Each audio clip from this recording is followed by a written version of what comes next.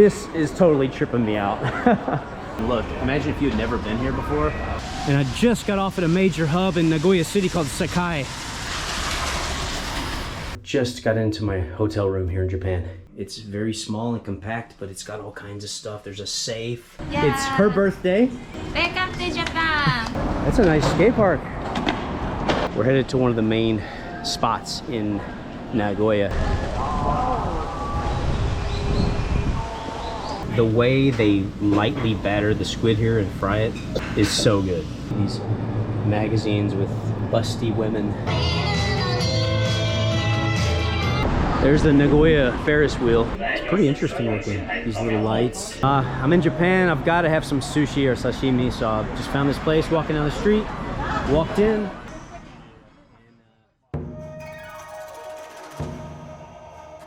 The second stop on my Japan trip was Gifu City, located in Gifu Prefecture.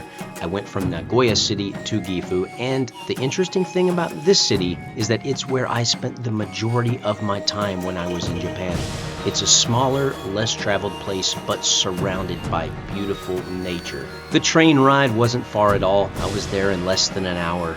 But going back to retrace my footsteps in a city where I spent so much time and have so many memories, this was really a sentimental trip for me, and I'm glad to take you guys along for the journey, and I hope you enjoy the video.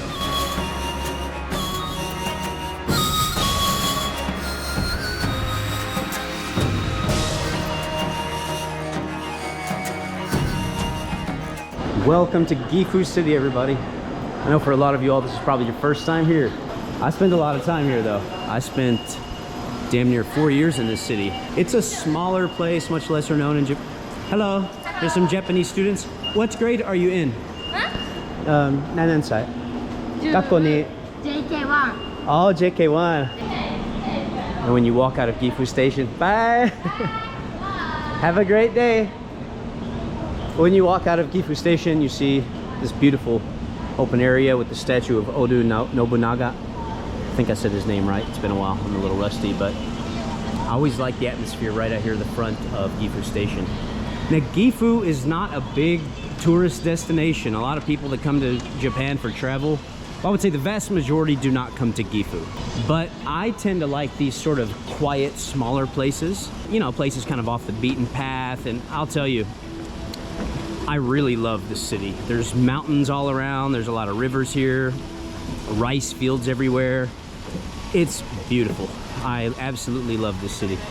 The first thing you smell when you walk outside of this station is donuts. Literally, it smells sweet and nice. It smells just like donuts. There's got to be a donut shop around here. Here's something you all might find interesting. They've got these smoking areas. We're outside and they've still got these specified smoking areas. Go in there, get a little corner, just smoke away. Fortunately, my hotel is really near the station, and just on the way there, I just saw this little side street, this little alleyway. I just love this aesthetic. I decided to drop by a bookstore to see if I could find like a little phrase book type thing, you know, kind of like a Lonely Planet phrase book. You never know what they'll have. I mean, they've got a ton of books, like dictionaries and things. So I might pick one up if I see something that looks suitable. I could sure use it because I'm definitely noticing that my Japanese is coming back to me pretty quickly, actually. But I still run into a lot of roadblocks when I'm trying to communicate. You know, when you can't find the word you need and you don't have the vocabulary to find a roundabout way to express what you want to express, you're just stumped. You run into a brick wall, and then you revert to English and hope they can understand. I just got off the train in an area where I used to work, and I found myself not even remembering whether to go that way or that way.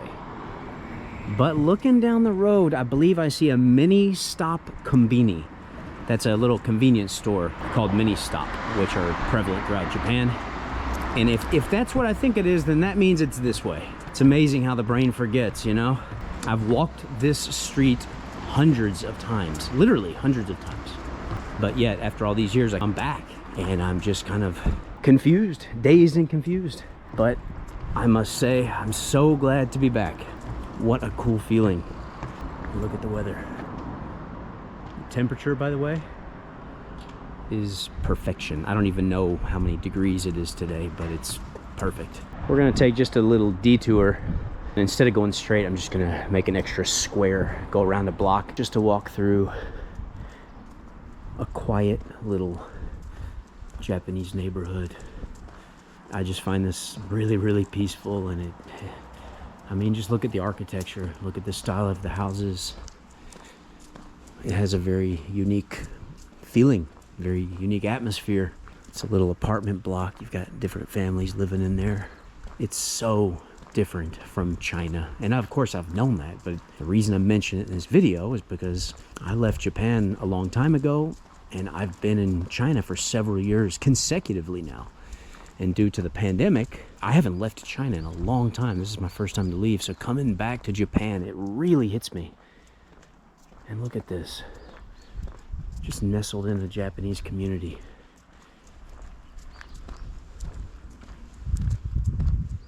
You don't hear any noise, no honking, nothing. The only sound I hear is the sound of birds chirping and the occasional car passing. Haven't heard one person honk the whole time I've been in Japan. Tell me this is not beautiful.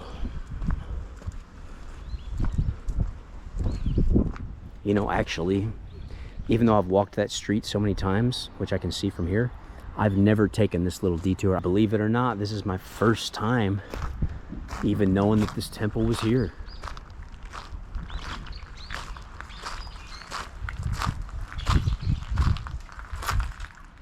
I walked past it so many times, I was just a block away, and today I just decided to take a detour, and look what I was fortunate enough to see.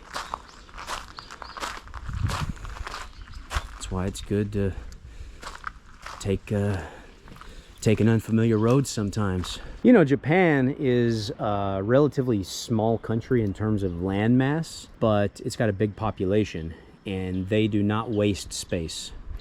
Just walking down the street here, you see one little block. Well, they're growing rice here to utilize all the space. You can see the mud kind of moist, wet, cracking up over there. And I can see the grains of rice.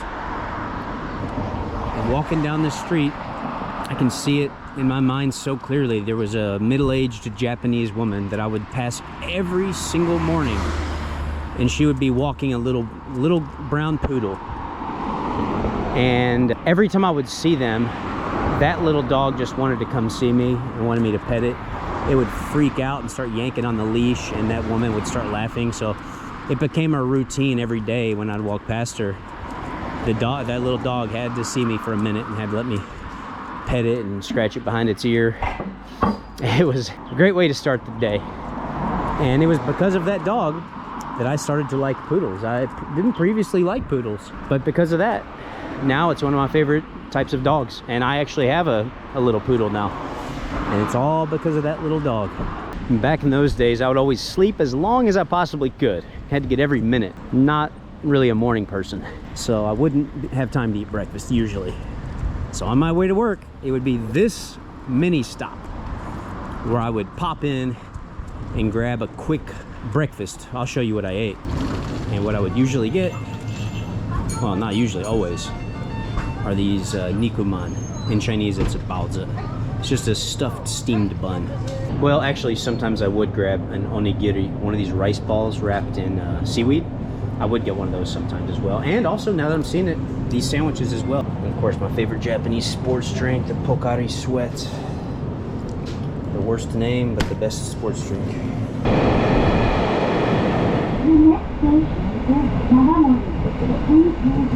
See the mountain range in the background. If you look on top, there's actually a castle up there. We're heading out toward the countryside. Out to where I used to live. See all those rice fields? I really like this area because pretty much where I lived was surrounded by rice fields, and then when you look out to the distance, you just see mountains, and on the other side of those mountains, there's a really big, beautiful river. That's the train I was just on. Let's head it out. Far, far away. All the memories are coming back to me. It pretty much looks the same. It pretty much looks the same. See everybody parks their bicycles up here, then they hop on the train, they go to work, and when they get back, they just unlock it and use the bike to ride home. Because, I mean, this station, you can see, it's for some of the people, it's a pretty good little distance just to get here, and by foot, it might take a long time. So if you ride a bike, you can get here pretty quick, save a lot of time. You can tell these roads have just been redone because they are smooth, and you can just tell that it's quality. It's hard to say how, you can just see it and feel it. Because when they freshly pave a road in China, it feels and looks different than this. All rice fields around here. And I'll tell you what, one thing I used to like to do when I lived out here at night, I'd come out and just walk through these little country roads, and the sky would just be so filled with stars that were like so clear. I would usually crack open a drink and come out here and just walk, and it was so peaceful. Maybe to some of you it might sound kind of boring, but because from right here there are no buildings blocking the sky, it's just wide open, you know, and it really fills with stars at night. Here's a traditional Japanese house with a Japanese garden.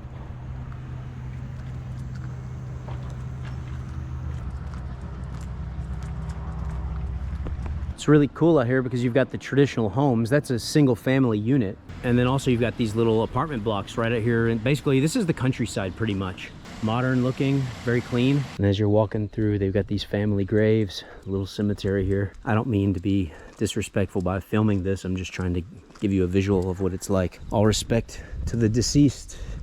And we just continue onward along this little country road. I recognize a lot of these places, like that liquor shop there. I remember that. It's all coming back to me. You know, the sad part is I've passed that place 1,000 times. I've never once stopped in there. I got a lot of regrets, you all.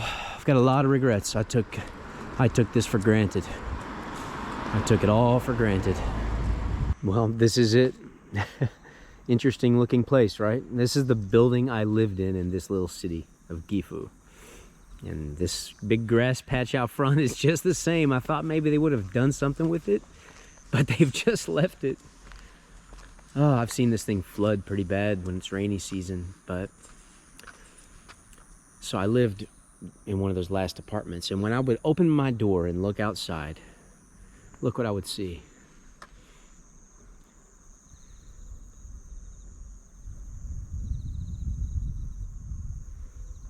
I still love it, you know, the view, mountains. You open your front door and just look out. Just retracing my old footsteps.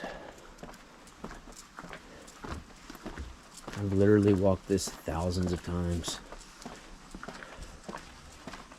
And I can't even remember exactly which one was mine. But I know what was down here, roughly. Over here somewhere. One of these last ones. And I would just open my door, come out, and look at the view. And I remember right here on this little sidewalk was my first time in person to see a mukade, or a giant centipede. And those things are scary as hell. They're huge. And they pack a pretty serious bite, from what I understand. Now here's an awesome looking home out here, you know, in the countryside. And I would say the Japanese concept of wabi-sabi applies to this. Simplistic beauty. You know, like this, the more simple it is, the more beautiful it is. And that's pretty simple, but it just looks fantastic. We're working our way up closer to the mountain, and I can see Aoki's Pizza is still here. I used to order that sometimes. It's actually pretty good. In Japan, they know how to make an actual pizza. They have the proper ingredients, and it was pretty good. And this was my little late night, what do you call it? Beer run. Sometimes if I needed a drink or something, I'd swing over here to this Lawson and pick up a couple. And I know you guys probably don't find this super interesting, but part of this is just I want to have a visual of it, because this place has just existed in my memory for quite some time, and the memory has been fading, and all the videos I made from back then are gone, and I want to have a clear, you know, kind of like record of it, a clear image of what it's like. I want to have it documented on video. A lot of it's for sentimental value, so I hope you guys don't find it too boring. And for old time's sake, I'm gonna grab one of these. This was my favorite drink in Japan. It's fairly strong, 7%, and it's called a chuhai, and this is dry. So it's dry. This is basically like sparkling water and shochu. No sweetness at all, no taste, and it's just really, really nice. It's my favorite canned alcoholic beverage, period, in the whole world. So, I mean, you can't get these anywhere but Japan. So I'm gonna buy one of these and I'm gonna head over to the mountain for old time's sake. Now this temple right here is about a 10-minute walk from my old home. And I haven't been getting nearly enough sleep lately. I'm tired, but I've got the energy to do this and I want to do this. I'm gonna go in here, and not only am I going in here, but there's a trail that goes up to the mountain peak. It's not a very high mountain. It's not a long hike, but I'm gonna do it. I've done it so many times before and just wanna do it again. Recapture these, you know, these images, the scenery, and just reflect on all that's happened since I was here. A lot has happened. A lot of time has passed, and in my personal life, I've been through quite a lot. So I'm gonna really reflect and soak up this experience.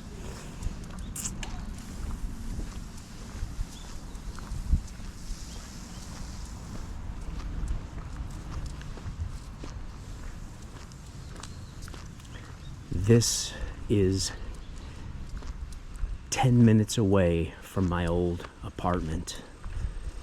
I didn't take it for granted completely because, like I said, I've hiked this probably 10 times over the course of 3.5 years. I should have been doing it once a week. I mean, look how amazing this is. But when it's right down the road, you just take it for granted. That's what most people do. I'm only human at the end of the day, but coming back here after all these years, wow, what a place, huh? And like I was telling you, in Nagoya, like Osukana, they've got these big open gravel yards. This way leads up to a little shrine. Got the temple here, and the trail starts over here. There's a little place, I believe, if I remember correctly, I believe they wash their hands in that water before doing their prayers. It's a kind of a purification ritual. I believe that's what it is. I could be mistaken, but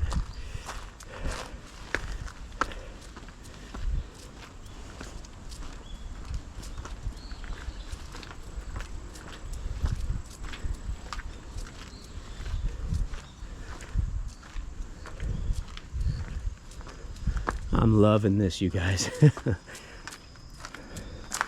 It's hard to articulate how much this means to me.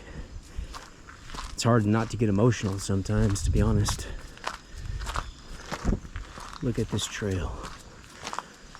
I actually hiked this in the dark one time. One night I couldn't sleep. There's a sign there that says watch out for wild boars. Well, there was one night I couldn't sleep a long time ago, and I said, screw this, I'm not gonna just toss and turn in bed. I got up and I came out with a flashlight. I hiked this at like 3 a.m. just to live a little. I've always been sort of an adrenaline junkie. I guess I'll never change.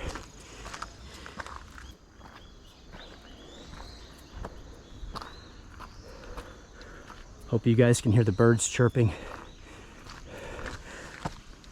All the times I've been here, I've never seen a wild boar, so I don't think I'll see one today. And if I do, hopefully he goes the other way. We might have a fight on our hands, and I'm not sure I'd win that fight. Check this out. So I'm gonna crack open this drink, guys. In a sense, you all are here with me. We're doing this together. I had to do this alone today. I've got some friends here, but retracing my old footsteps, seeing where I used to live, going to areas where I used to work. I just needed to have the, you know, the personal space and time to just really absorb it and cherish it. And that's what I've done. And it was definitely the right decision. I knew this would be quite a trip, but it's been far more meaningful and touching than I even imagined. So cheers, guys. If you got a drink, crack one open. I'm going to, but it's hard to do one-handed, so cheers, everybody. Well, that was a workout. We just reached the summit.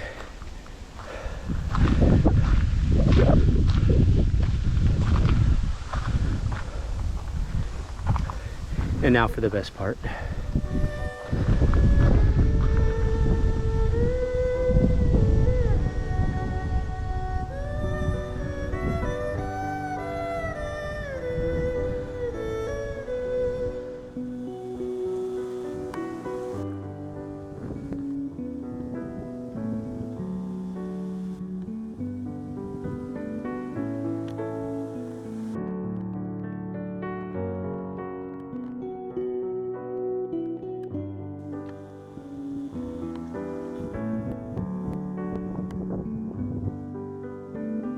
And from here, I'm looking out to the other side of the mountain.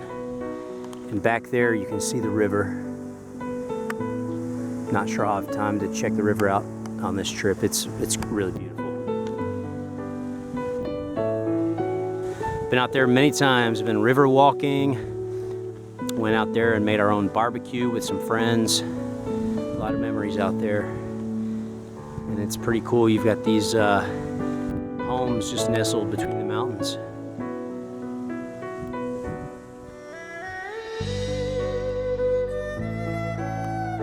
Have a closer look.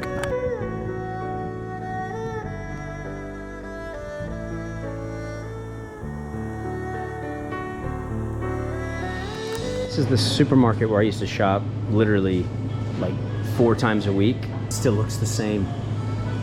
It's so surreal being in here. They've got a really good selection too. This is all the produce, and then you got fish over here. I used to buy this salmon all the time. Go home and cook it, squeeze some lemon on it. The price is so reasonable, it's so good. Really, really miss that. I was on an amazing diet when I was in Japan. I got in tip-top shape. Salmon is not hard to come by. And then you got these, you got all this sashimi, and at night, a lot of times, they'll discount it because, you know, they have to sell it.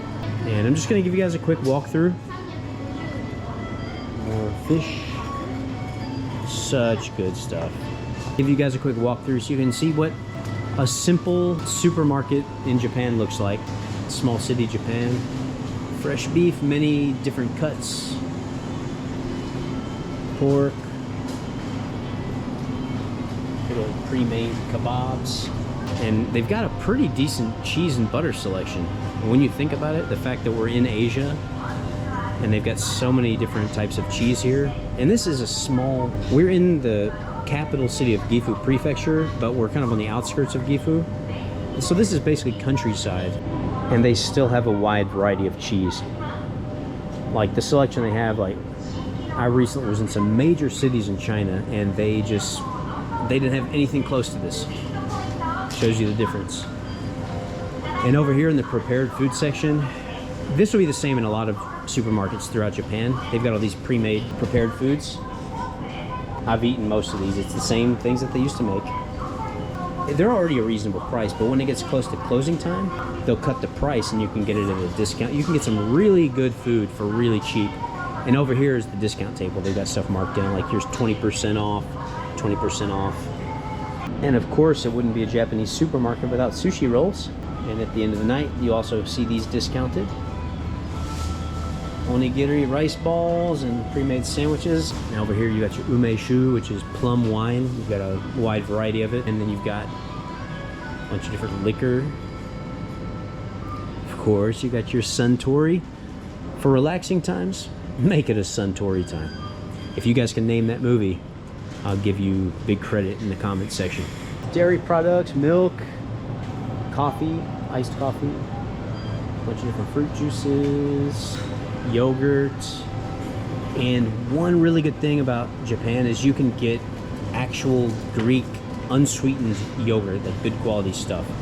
Sometimes that can be hard to find, and for anybody out there that's health conscious, you know Greek yogurt is good stuff. I'll tell you one thing, they're not stingy with the AC. They're not worried about the electricity bill because it is ice cold in here. Here are actually a few flavors. I've had this, and this, but the Doctor flavor and Pipeline Punch. Haven't had those.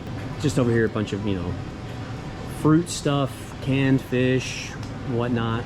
Over here, you've got a bunch of different jelly and jam, honey, instant coffee, and then also like little individual drip cups of coffee, which are really good. And this Genmai Cha, I used to buy this exact one. It's got like, this is basically like crispy rice and green tea mixed and just make tea out of it.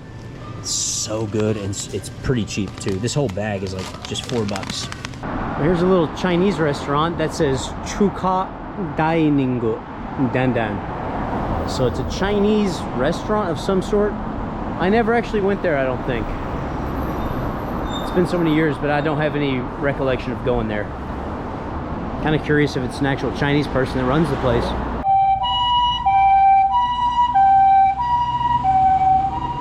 It's evening. I've been walking all day and I'm starving. I only had one meal. I had brunch today, that's it. That was McDonald's. You guys saw that in the video. I haven't eaten a bite since then. And I'm on this street. This is in the heart of Gifu City. All these tiny little restaurants, and this is where the best food will be at. And you can get an authentic Japanese experience. So I'm just gonna walk through and kind of see what the options are. And sorry, my GoPro battery died, so I've got to resort to the cell phone right now, which this cell phone doesn't have the best camera, but at least it produces an image, right? Well, surprisingly enough, I just didn't see anything over there that looked right. Nothing really appealed to me. All right, I have changed hotels because I've changed cities, and I wanted to show you guys my second hotel room. Quite small, but very clean, very, you know, presentable, and no wasted space. I mean, look, my legs could fit in there, barely.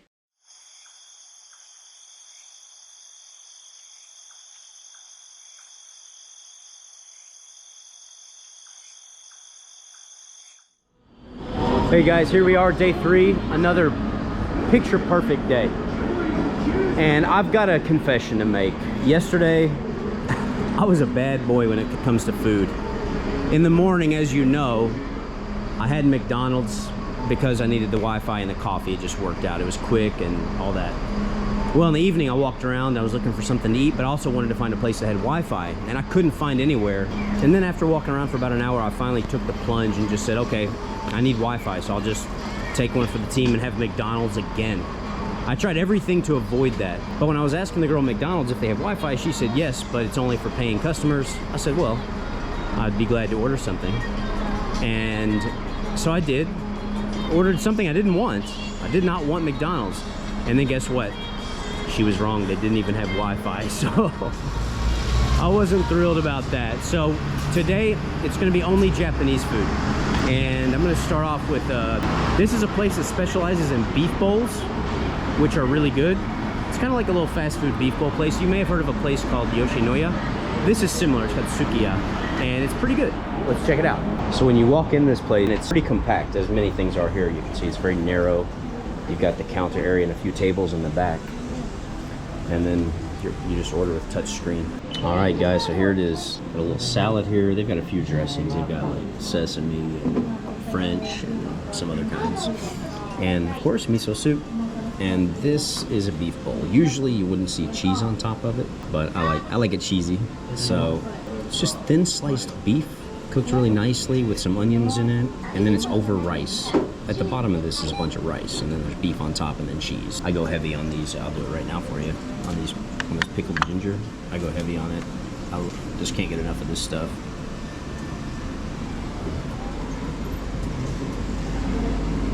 I go pretty heavy on it because I like some with every bite. Well, that was pretty good, and it definitely filled me up. I went a little heavy on the Tabasco sauce though.